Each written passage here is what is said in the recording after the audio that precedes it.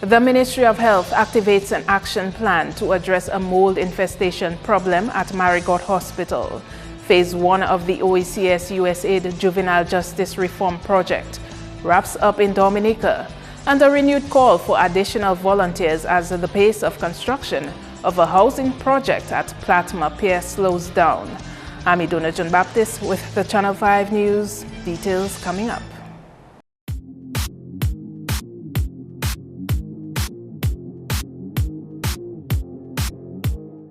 First up, urgent reconstruction of the Marigot Hospital has been recommended to government due to a mold infestation there. An action plan has been devised following an emergency planning meeting of the Ministry of Health this week, since on the 6th of June it was reported that the problem had worsened. The mold infestation was initially reported to the health authorities on May 23, and measures have been taken to control the situation, including cleaning and treating the infected areas of the building. Health officials mounted a site visit to assess the situation on Wednesday. In the meantime, the Accident and Emergency Department of the Marigot Hospital can be accessed at the Wesley Health Center. The pharmacy is at a government-rented building in the community, and the dental unit is operating at the schools. We got the report from the environmental health officer in the Marigot Health District, which actually gave recommendations on how they think that the situation should be handled. And it included, among other things, the repairs of the leaks that were contributing, one of the contributing factors to the mold growth,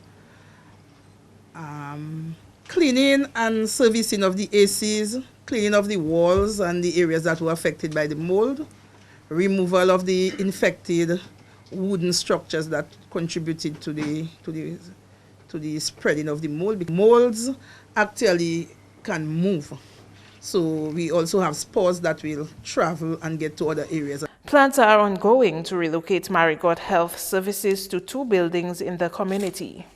So we have gotten 2 houses at very close proximity with each other. One will be housing the Accident and Emergency Department, and one the district, the Community Health Center. The staff have started actually cleaning up the areas that they're supposed to move in, and we will be starting off work as soon as possible. I think only one of the houses we need to do a few retrofitting work, but one of the houses it's, I think, move ready. We can move almost immediately as soon as it is cleaned. The plan that has been recommended to government is urgent repairs to the Marigot Hospital, the existing building. The Marigot Hospital was initially located on the 1st floor of this same building before its Accident and Emergency Department was relocated to downstairs together with the health center. The move was necessary due to a termite infestation in 2014. In more headline stories, the United States government, through its Agency for International Development, is ready to offer further assistance to Dominica to build climate change resilience. Closeout ceremony for the Dominica leg of a 5-year USAID-funded regional climate change project took place on Friday. The undertaking was implemented by the OECS Commission's Rallying the Region to Action on Climate Change project. Under the project, Dominica has benefited from $1.3 million for drainage improvement works at Mero and a model farm at the Londonderry Livestock Facility. Continues a long tradition of support from the United States to Dominica and the Eastern Caribbean region to reduce the impacts from climate change, including flooding, drought, and coastal erosion due to sea level rise. Through our partnerships and support, Dominica will ultimately strengthen its capacity to plan strategically and use climate-smart tools and techniques to adapt to the negative impacts of climate change. We look forward to continuing to collaborate with the government of Dominica under our next regional climate change program, and hopefully will witness the positive results of all of these efforts in the coming years. The ambassador says another objective was to encourage climate-smart agricultural practices with the Londonderry Model Farm. Under this initiative, biogas digesters, rainwater harvesting tanks, and solar panels were installed to support farm operations in times of energy and water insecurity. As a result, members of the farming community and staff from the Ministry of Agriculture are now able to visit the farm to witness cutting-edge technologies that will allow farmers to generate their own power and capture rainwater. In related news, Member of Parliament for Meru, Kelva Daru, is advocating for non-government organizations to play their part in coming up with projects that will safeguard them from climate change impact. This, as an over $500,000 drainage project, has lessened the chances of flooding in Meru. And I believe that as governments, as civil societies, as organizations, we have to play our role in ensuring that we come up with projects and programs that will significantly reduce the impact of climate change. The role that such organizations and non-government organizations play in communities are very important. And I really want to underscore the role that the Meru Improvement Committee has played over the role. Daru says he anticipates the community and government can work together since there is a lot more work to be done. The government of Dominica continues to place tremendous focus and emphasis on projects earmarked for climate change, and that is important. And since even before the passage of Erica, we had projects on stream that would help to alleviate the impacts of climate change. And now after Erica, we have even placed greater focus and priorities on these projects to see these projects become realities in various communities across the country. You have my commitment to continue to work with you, the people of the community of Meru, to ensure that we can develop these projects and they can have serious impact on all of us here in this community. A resident says the drainage works played a part in warding off a lot of worries for the community during Tropical Storm Erica. Before the drain, I always used to flood. My kitchen, my bedroom, my stove, everything. Without that drain, when Erica, I would not have house. In other developments, the success of the OECS USAID Juvenile Justice Reform Project has been described as a true partnership. A closeout ceremony for Phase 1 of the project took place on Friday. For example, the renovation work, which is currently in the final stages at the Operation Youth Quake facility, is supported by the program, the Government of Dominica, and resources from private entities. This represents a true partnership that supports youths who have been abused, deprived, neglected, or have been in conflict with the law. It is a partnership model worth emulating across the region. We congratulate Magistrate Gloria Augusta, who has been a champion for reform in the juvenile justice sector, not only here in Dominica, but also throughout the OECS. At the regional level, 3 OECS member nations have passed the game-changing modern child justice bill into law that frames the treatment of youth based on internationally approved best practices. We understand that this process is underway here in Dominica, who are currently reviewing the draft bill. The Minister for Justice, Immigration and National Security also addressed Friday's closing ceremony. There are so many things we take for granted. We're here today, we have no closing ceremony, and it's cool. But it took a lot of hard work to have gotten us to this point. I'm looking forward because there are certain elements, of course, that are required to already ensure that the requisite reforms are effected. I made reference just now to ensuring that we have the support systems, specialized courts, of course, properly staffed, especially in terms of ensuring that we have counselors and probation officers, different and distinct from what currently exists within the Ministry of Social Affairs, to ensure that our young people get the kind of support that they need. One parent gave his endorsement of a program called From Offending to Achieving, or FOTA. But it has been a very beneficial program. I know what it takes. Our juveniles can be very troublesome, as we would say it, in our local palace. And it's a privilege to see that someone, an organization, can take time out and good monies, I should say, in spending to have our youth develop into what we want them to be for tomorrow. Police are soliciting the help of the public in locating yet another person who has gone missing. This is the third person reported to be missing in 2 weeks. The 52-year-old woman from the community of Newtown was last seen earlier this week. Bernardine Jean-Jacques is of Kalinago descent and is about 5 feet 5 inches tall, fair in complexion with curly black hair.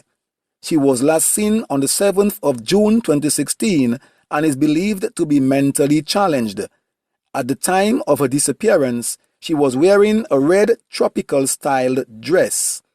Anyone with information which can assist the police in locating Bernardine Jean-Jacques can contact the Criminal Investigations Department at telephone numbers 2665164, 2665165, and 2665119, or Crime Stoppers Dominica at telephone number 1-800-8477. This is Channel 5 News. Coming up, mold and rodent infestation cause concern at Newtown Health Center. Stay with us.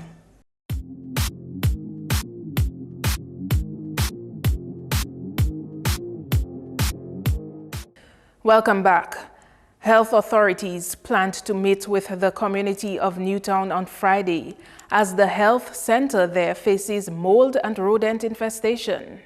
It's been 5 months since the Environmental Health Department deemed the building housing the Newtown Health Center unfit and recommended services be relocated. When asked about the situation on Friday, Permanent Secretary in the Ministry of Health says a building for the relocation of the health center was secured about a month ago. We had a lot of problems in getting a house and accommodation for the relocation of Newtown.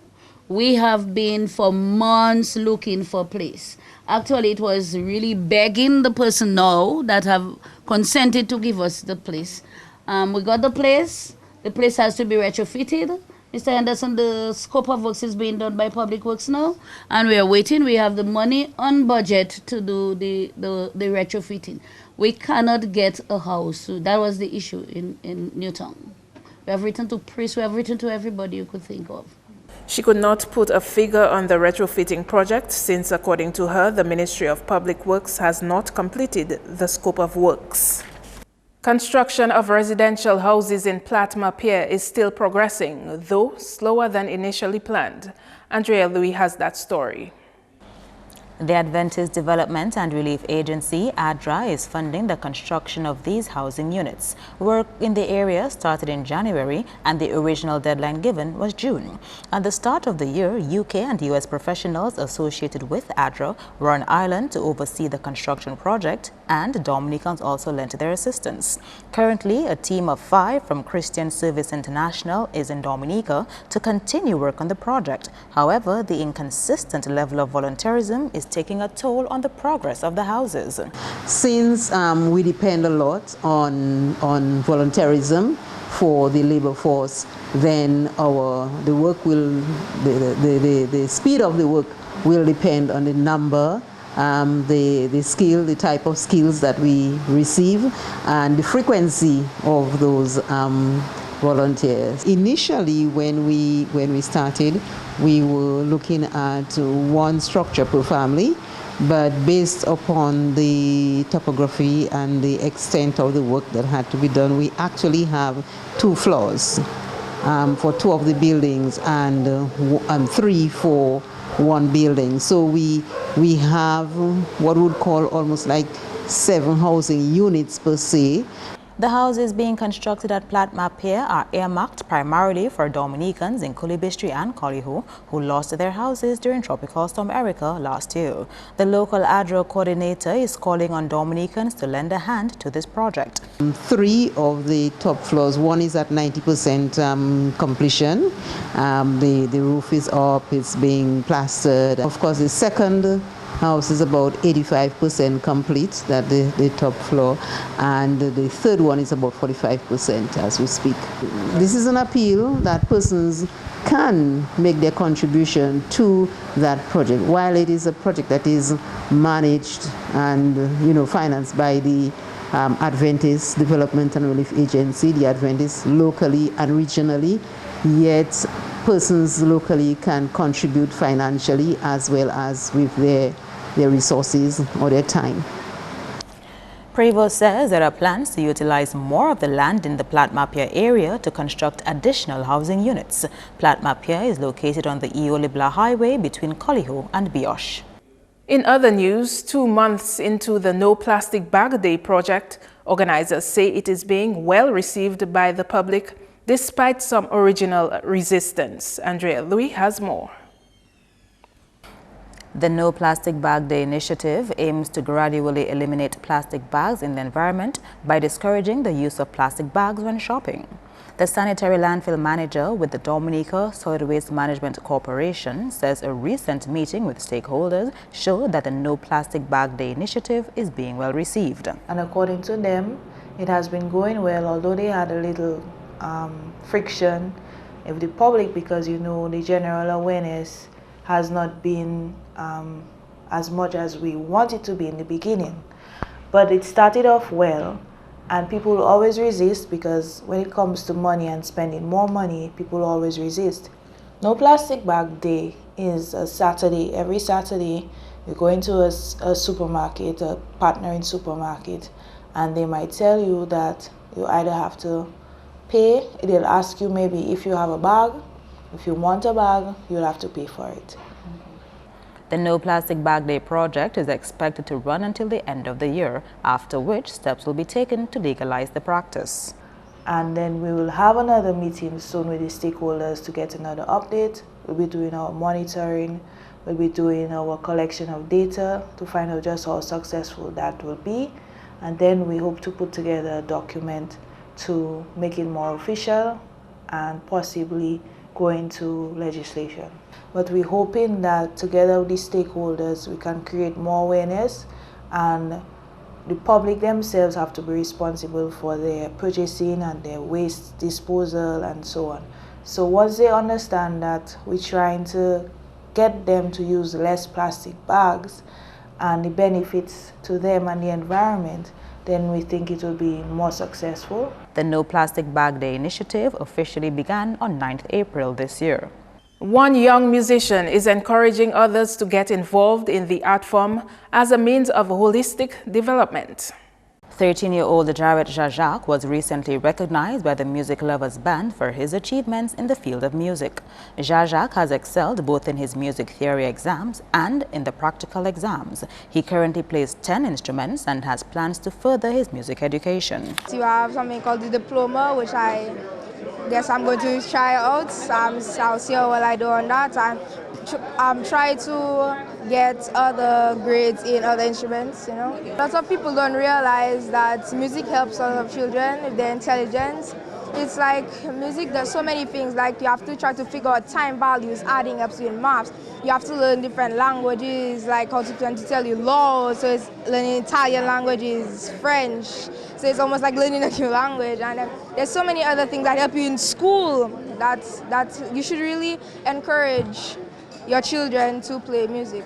Another of the young men awarded for his achievements in music education and instrument playing says he is using his talent to give back to community. Cameron Douglas's next goal is to attain a diploma from the Associated Board of the Royal Schools of Music. Well, I started off when I was about 7 or 8 with the recorder, then I moved to the clarinet and all the saxophone. I actually got a distinction in my grade 8 exams last year. So I've been playing in music for a long time, playing in swinging stars and so on. So it's been great. Currently I'm actually a music teacher, so I'm giving back. And I hope to get my diploma in music as well. I just want to give back to students. Music is very exciting and very fun. And young persons can have a good time playing music. Leng Sorrendo was awarded for her long-standing service to the development of music in Dominica, while Francis Richards was recognized for his dedicated years of service to the Music Lovers Band. Andrea Louis, Channel 5 News. That's news. The TTW Beach Football Tournament kicks off in Layu this weekend. Your sports highlights with Kenny Williams next.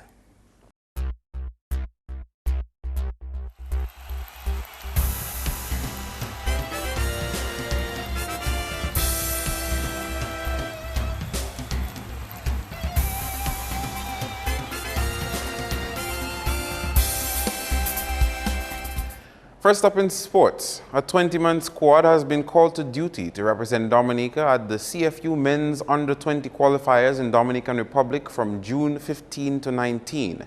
Dominica Football Association's Public Relations Officer, Gerald George, has the list of players. The squad will be captained by Giles Mitchell, with Delroy Parker as vice-captain. The rest of the team reads Kellison Thomas, Eustace Marshall, Dante Peter, Andres Joseph, Zion Lander, Ajay Roye, Kasim Peltier, Nick Anthony, Akeva Libla, Usher George, Sheldon Pierre, Keanu Martin, Fitz Jolly, Jomaya Timothy, Jamie Parillo, Raheem Larond, Shannon Stout, and Blake Serra. The technical staff reads Ronnie Gustav, head coach, Delbert Hazel, assistant coach, Julie Polidor, fitness trainer, Heinrich Ansem, manager, and Fire Lander medics personnel. Meantime, Dominica will take on Jamaica in its first match on Wednesday from 2 p.m. On Friday, June 17, the national team will take on host country Dominican Republic at 4, and Dominica's final match in that group will be against St. Kitts and Nevis at 2 p.m. on June 19. Moving on to basketball, a mere 8 points separated a winning Detroit Blazers from a losing E.H. Charles crossover in Thursday's version of the 2016 Flow DABA League. Blazers finished the game with 77 points. Thomas Felix was the top shooter for Blazers with 30 points and 7 rebounds. Lester Langley added 22 with 5 rebounds and 2 assists. Scoring for crossover, McCray Edwards got 17 with 5 rebounds, while Sergi Joseph assisted with 12. Meantime, in the other match, Lady Panthers defeated Marigot Women 56-43. Shanna Bedminster got 15 points and 7 rebounds for Panthers, while Annika Proctor chipped in with 14. In a losing effort, Lisa James had a game high of 29 with 21 rebounds for Marigot. The league continues on Saturday between Fashion Line Falcons and Elvis Welding Services Hornets at 7, followed by Elijah Law Chambers Thunderers versus Signman X-Men at 9. Both games are carded for Granby. At Marigot on Sunday, Interschool will do battle with Intelco Security Raiders at 6. At 8, Jay's Limited Sonics will come up against Fast Cash Prowlers. Then over at Trafalgar, Ronald Charles and Willie Barbershop All-Stars will come up against Justina Charles Thunderers, followed by Tigers versus Digicel Cloud. The games are scheduled for 6 and 8 in that order. Serving you some volleyball highlights, Portsmouth Breakers defeated Ian Pinard Wolfpack in straight sets in the first and second divisions of the 2016 Flow National Volleyball League on Thursday. In the Division 1 matchup, Breakers dominated the game 25-23, 25-12, and 25-19. In second division results, the team from the north led the game 25-13, 25-12, and 25-22. Meantime, the league continues on Saturday between Signman Celtics and MCCU Sunrise Women at 5, followed by Del Naje Celtics versus MCCU Sunrise Men at 7. Both games are carded for Marigot. On Sunday, the action moves to Massac in a face-off between DB's Acers and Flow Strike Force, followed by DB's Young Vets and Flow Wolfpack. The matches are scheduled for 5:30 and 7 p.m. respectively. Back on the football scene, we can tell you the TTW Beach Football Tournament kicks off at Layu on Sunday with 6 confirmed teams participating. The league seeks to develop beach football on island and begins with opening addresses from various stakeholders. The competition is sponsored by the Sports Division, Layu Improvement Committee, and Panam in Layu. Starting time is 2 p.m. In Sports Division games, Granby, Pichelay, and Bellevue Chopin tied with 9 points in the Sports Division Swiss Embassy Primary Schools Cricket Championships on Thursday. Tetmon was next in line with 3 points. Petit Savan was in a cellar position with 0 points. Meantime, Salisbury defeated Dubla and Collio combined. This means Salisbury and Collio and Dubla combined will advance to the next round. Still in Sports Division games, St. Martin Primary topped their zone in the Sports Division Swiss Embassy Primary Schools netball competition with 10 points on Thursday. Christian Union Primary settled for second with 8 points. Meantime, the teams moving to the next round are Senecu, W.S. Stevens, Girardel, Soufriere, Grand Fort, Mont John, Massac, Pioneer Prep, Paybush, Roosevelt Douglas, St. Martin, Christian Union, Grand Bay and Tetmont combined, Coolibistry and Caleb Lower Primary Schools. In scheduled weekend cricket, the Gladiators and Mariner Sports Club will bring down the curtains in the finals of the Fort Young Hotel Intermediate Cricket League on Saturday. Both teams have had good performances so far and will be competing for the championship title. The competition begins at 11 a.m. at Windsor Park. Meantime, 4 teams will be vying for the spot in the finals of the Big Edge Gifford Toussaint softball tournament on Sunday. In semi-final action at Lindo Park, Cornells will come up against Suco Construction Hammers at 1, while over at Brooklyn Playing Field in Soufriere, Daspa Sports Club will do battle with Petit Savan Ericans at 2. And cricket talent will further be developed from the early stage as the Dominica Cricket Association partners with Scotiabank to launch a Kiddies Cricket Festival on Saturday. The event will feature games at Portsmouth, Castle Bruce and Botanic Gardens. Starting time is 10 a.m.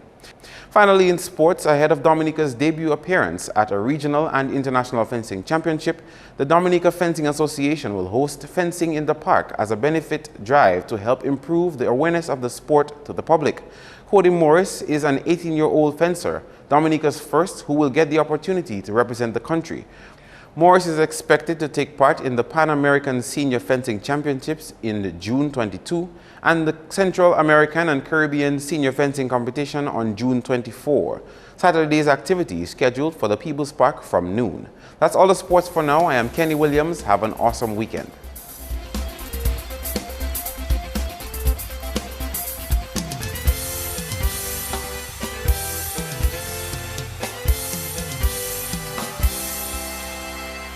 Cloudiness and rain shaping up for this weekend. Your weather report is next. Good evening, Dominica, and welcome to tonight's weather broadcast. I'm your presenter, Marshall Alexander. We begin by taking a look at earlier infrared satellite imagery, and of interest here is this area of convection associated with an approaching tropical wave. Now, taking a look at earlier visible satellite imagery, what it showed, a few low-level clouds which moved across the islands today, and this resulted in fair to partly cloudy skies across Dominica. Also further east, this area of cloudiness associated with the approaching tropical wave. Now taking a look at earlier radar imagery, what it indicated, a few scattered showers mainly off to the west of the islands due to what is called wake effect. Tonight's weather is expected to be partly cloudy to occasionally cloudy with a few brief scattered showers, and tomorrow's weather is expected to be fair to partly cloudy and slightly hazy with a few brief scattered showers. Sea conditions are expected to be slight to moderate in open water with waves peaking near 5 feet. For the next 3 days, an increase in cloudiness, scattered showers and possible isolated thunderstorms can be expected by late Saturday into Sunday due to the approaching tropical wave. However, by Monday, a relative improvement in conditions can be expected. For the rest of the Caribbean tomorrow, partly cloudy skies can be expected across the central and northern portion of the region, with an increase in cloudiness, scattered showers and possible isolated thunderstorms expected across the extreme southern portion of the island chain due to the approaching tropical wave. Our international cities forecast, some thunderstorm activity can be expected in New York, Miami and Caracas, some rain expected in London, and clear skies expected in Beijing. Sunrise tomorrow will be at 5:34 a.m. and sunset will be at 6:36 p.m. Please remember that we are in the hurricane season. For more information, you can call the weather hotline at 447-5555 or visit the website at weather.gov.dm. Thanks for viewing. Have a good weekend.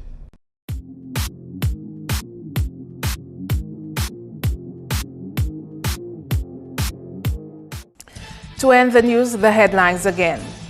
The Ministry of Health activates an action plan to address a mold infestation problem at Marigot Hospital. Phase 1 of the OECS USA Juvenile Justice Reform Project wraps up in Dominica, and a renewed call for additional volunteers as the pace of construction of a housing project at Platma Pier slows down. Feel free to contact us at news@marpin2k4.com. You can also access our past newscasts on our YouTube channel. On behalf of the production team, I'm Idona Jean Baptiste. Thanks for watching. Have a great weekend.